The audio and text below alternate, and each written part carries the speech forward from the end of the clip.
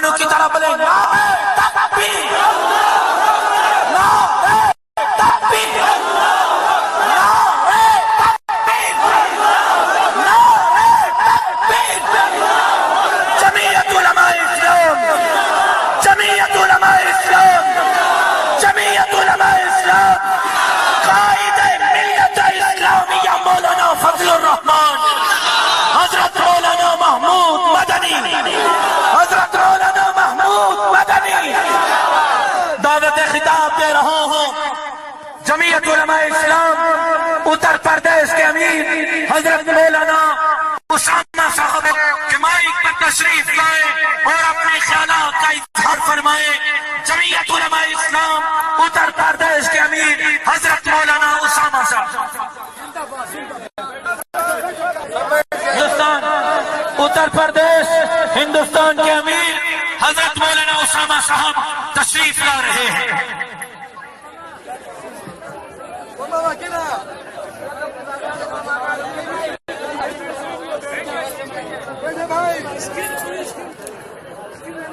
بسم اللہ الرحمن الرحیم، نحمدہ و نصلی علی رسول الکریم، اما بعد۔ میرے محترم بزرگوں، دوستو، جمعیت علماء اسلام کا یہ تاریخ ساز اجلاس جس میں آپ لاکھوں لاکھ کی تعداد میں پورے ملک سے تشریف لائے، ہم لوگوں کو دعوت ملی، پڑوس سے چل کر آپ کی خدمت میں حاضر ہوئے۔ دو اہم ترین قائدین یہاں جمع ہیں، ابن محمود بھی اور محمود بھی، اور یہ دونوں جانشین ہیں محمود حسن دیوبندی کے۔ انشاءاللہ یہ اجتماع فعال نیک ثابت ہوگا، پوری ملت اسلامیہ کے لیے ان کو رہنمائی کرے گا، ان کو راہ عمل دکھائے گا۔ دوستو، بہت قیمتی باتیں آئی ہیں، خاص طور پر جو باتیں آئی ہیں ہماری اپنے اندرونی کمزوریوں کی۔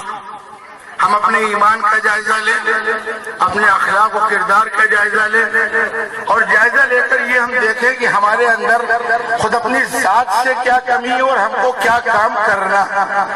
بہت سے کام کیے جا رہے ہیں الحمدللہ، اور انشاءاللہ کیے جائیں گے، لیکن آج کے دور میں بہت خاص طور پر اپنے ایمان کی پختگی کے ساتھ، اعمال کی درستگی کے ساتھ، اخلاق و کردار کی بہتری کے ساتھ ہم کو انسانیت کو، انسانوں کو ایک کنبہ اور پریوار مان کر ان کی خدمت کا مشن بنانا چاہیے۔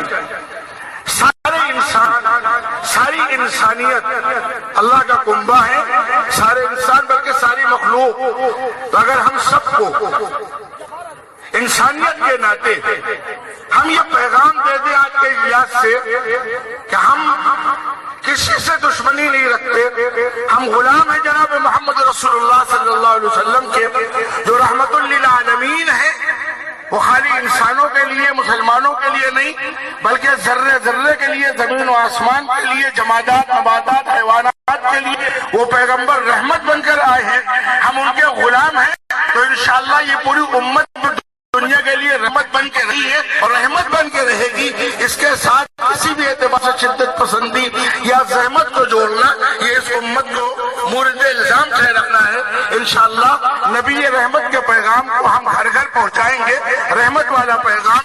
آپ صلی اللہ علیہ وسلم نے جہاں انسانیت کی خدمت، غریبوں، یتیموں، بیواؤں، مسکینوں کی خدمت، وہاں پڑوسیوں بہت حق بتلایا، پڑوس کے حقوق۔ بلکہ آپ صلی اللہ علیہ وسلم نے یہاں تک فرمایا کہ وہ ہمارا نہیں، تو جو خود پیٹ بھر کر کھائے اس کا پڑوسی بھوکا سوئے۔ ظاہر بات ہے، پڑوس گھر کا بھی ہوتا ہے، پڑوس دکان کا بھی ہوتا ہے، پڑوس سفر کا بھی ہوتا ہے۔ ہم سفر میں جا رہے ہیں، ہمارے بغل میں جو بیٹھا ہوا ہے وہ بھی ہمارا پڑوسی ہے۔ ہم دکان کر رہے ہیں، ہمارے بغل میں جس کی دکان ہے وہ بھی ہمارا پڑوسی ہے۔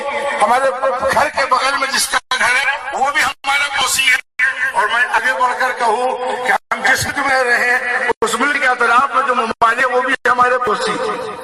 تب پڑوس کے حقوق کو ادا کرتے ہوئے ہم اس ماحول کا بنائیں، اپنے طاقتور بنانے کے ساتھ ساتھ کہ آپس میں ایسا ماحول بن جائے کہ ہم کسی کے دشمن نہ رہیں، بلکہ ہم اپنے اپنی توانائی پوری ملت کی فلاح اور بہبود میں، انسانیت کی فلاح اور بہبود میں خرچ کرے تو میں سمجھتا ہوں یہ پوری ملت کے لیے بہت عزت و کرامت ہوگا۔ اس لیے ہم یہ پیغام اس عظیم الشان اجلاس سے، میں نے ابھی کہا ہمارے قائد ملت اسلامیہ پاکستان حضرت مولانا فضل الرحمان صاحب اور ہمارے جانشین فدائے ملت مولانا سید اسد مدنی رحمۃ اللہ علیہ کے سچے جانشین مولانا سید محمود مدنی یہاں تشریف فرما ہے، جمع علماء شیخ الہند اور شیخ الاسلام کی جماعت، مفتی کفایت اللہ کی جماعت، انشاءاللہ اس جماعت نے جس انداز سے کام کیا ہے، ملت کو سربلندی عطا فرمائی ہے، ملت کو آگے بڑھایا ہے اور ملت کے ایک ایک چیز پر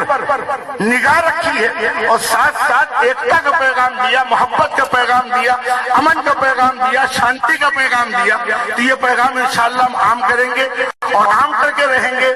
ہمارے انڈیا کے ایک شاعر نے ہمارے دونوں ممالک کے حوالے سے ایک موقع پر ایک بات کہی تھی، بھائی ایک ہی سے دو حصوں میں بٹ گئے، تو بٹنے کے باوجود اگر عوام اپنی طاقت کا استعمال کرے تو سب اچھے پڑوسی بن کے رہ سکتے ہیں۔ اس نے تعبیر کیا تھا دو ممالک اگر ان کو یہ مان لیے جائے کہ دو آنکھیں ایک جسم کی، دو ہاتھ ایک جسم کے ہیں، دو پیر اور دو ہونٹ ایک جسم کے ہیں، اور اس جسم کو مان کر اگر ہم اس انداز سے رویہ اپناویں تو پورے ملت کے لیے انشاءاللہ مفید ہوگا اور بہتر ہوگا۔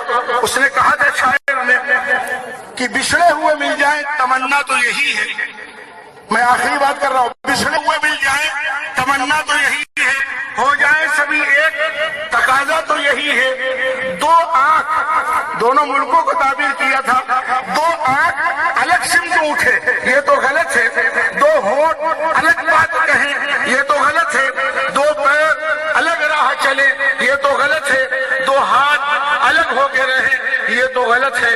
بچھڑے ہوئے مل جائیں تمنا تو یہی ہے، ہو جائے سبھی ایک تقاضا تو یہی ہے۔ اللہ پاک ہمارے آج کے عظیم الشان اجلاس کو ملت اسلامیہ کے لیے، پورے عالم کے لیے، ہم سب کے لیے دین پر چلنے اور ملت سربلندی کا سبب بنائے۔ اللہ پاک قبول فرمائے۔